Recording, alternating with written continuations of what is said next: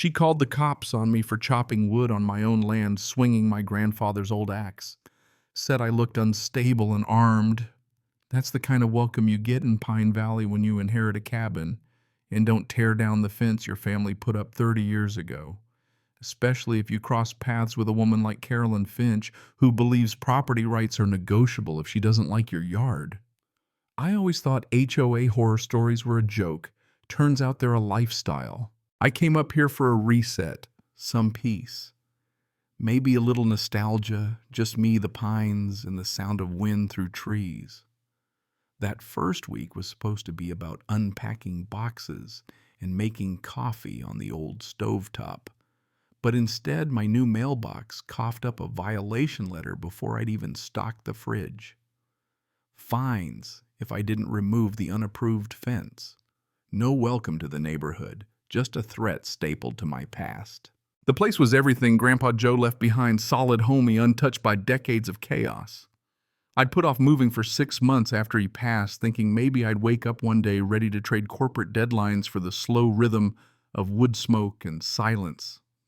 When I finally made the jump, I spent that first day wandering the backyard, running my hands along the fence we built together the summer I turned 12, post holes, sweat blisters, and that old saying of his good fences make good neighbors, but great neighbors make memories.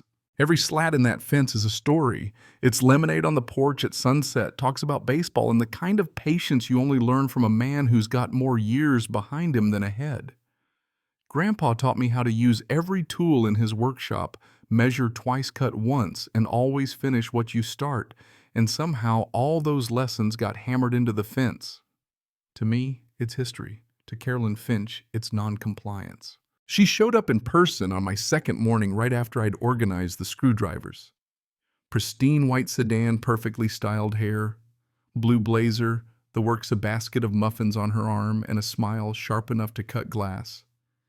"You must be Liam Miller," she said, hand-out eyes already scanning the property like she was part home inspector, part queen. Her voice was syrup, but she was clocking everything wrong with the place. She called my cabin charming, but it sounded like a diagnosis. As she led me around the yard, she nudged a gnome 2 inches to the left and told me symmetry is good for resale. She stopped by the fence, fingers tracing the wood, making little tisk sounds.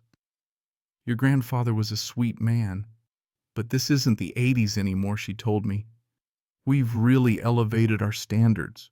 Her smile stayed fixed, but her eyes were pure ice.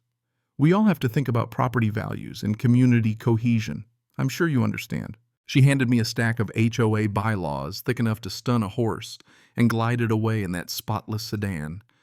Those muffins were good, I'll give her that. But every bite tasted like a contract. I sat on the porch, flipping through 67 pages of rules about paint colors, grass height, fence stain, and what I now knew was a 6 regulation fence. I could still hear Grandpa in my head. "We're not just building a barrier, we're keeping our history safe. Apparently history needs permission slips." That night I called my cousin Ben. He laughed when I described the welcome committee. "Careful, cousin," he said, "sometimes the squeaky wheel gets replaced." The next day a red envelope arrived, official notice. 14 days to remove the fence or face penalties. I knew right then this was going to be war. I tried to be reasonable, sent a polite email to the board, attached pictures, quoted their own rules, asked about grandfather clauses.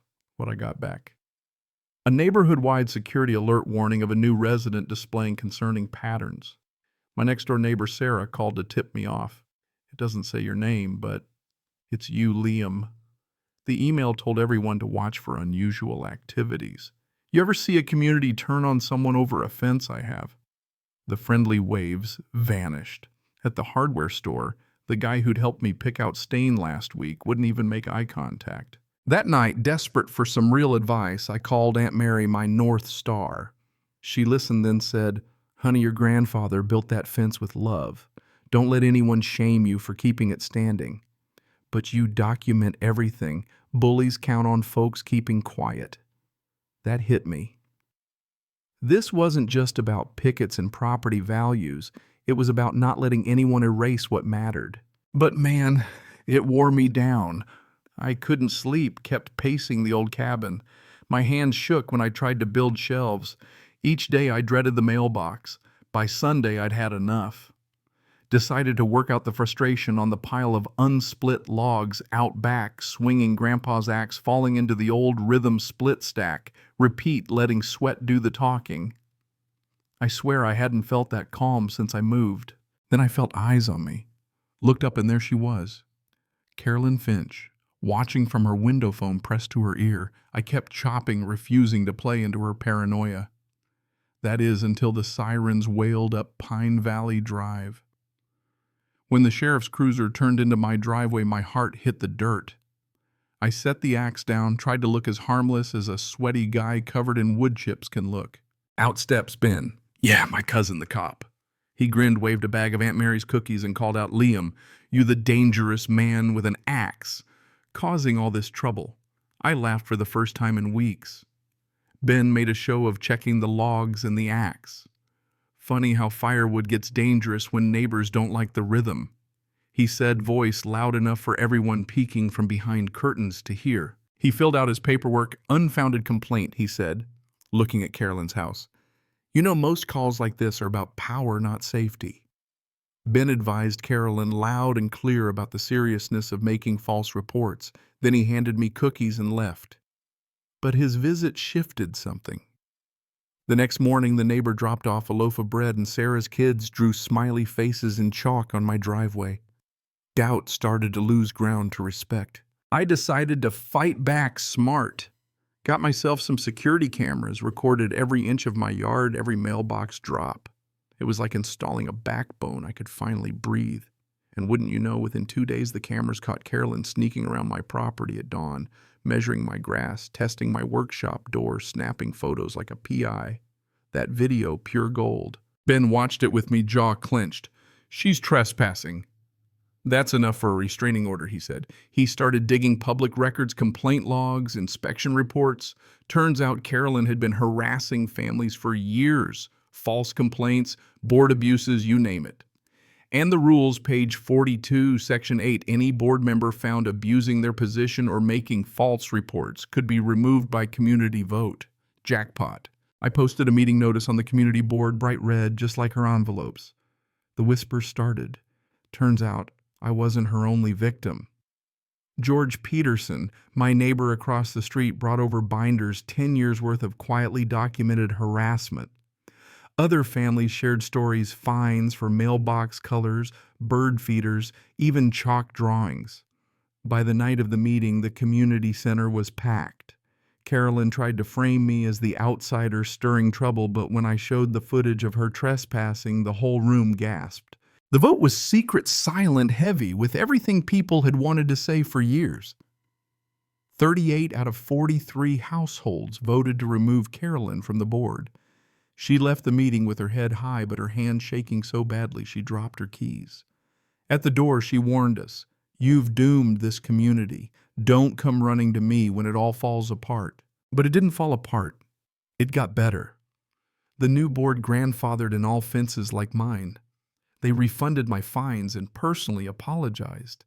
People started talking again, sharing recipes instead of complaints. George organized a block party. My cousin Ben came by with cookies and beer. "You won your first neighborhood war," he said, raising a toast. The fence Grandpa and I built still stands, weathered, proud, aligned, not just against the wild, but for family. You know, Grandpa used to say fences keep things out or keep history in. I think I finally get what he meant. Sometimes standing your ground doesn't just protect your yard, it wakes up a whole community that's forgotten how to live together. Sometimes justice looks like a silent vote and a handshake in the street. Sometimes it's the neighbor who brings bread instead of suspicion. And sometimes it's your cousin the sheriff showing up with cookies right when you need it most. What do you think? Did I do the right thing fighting back?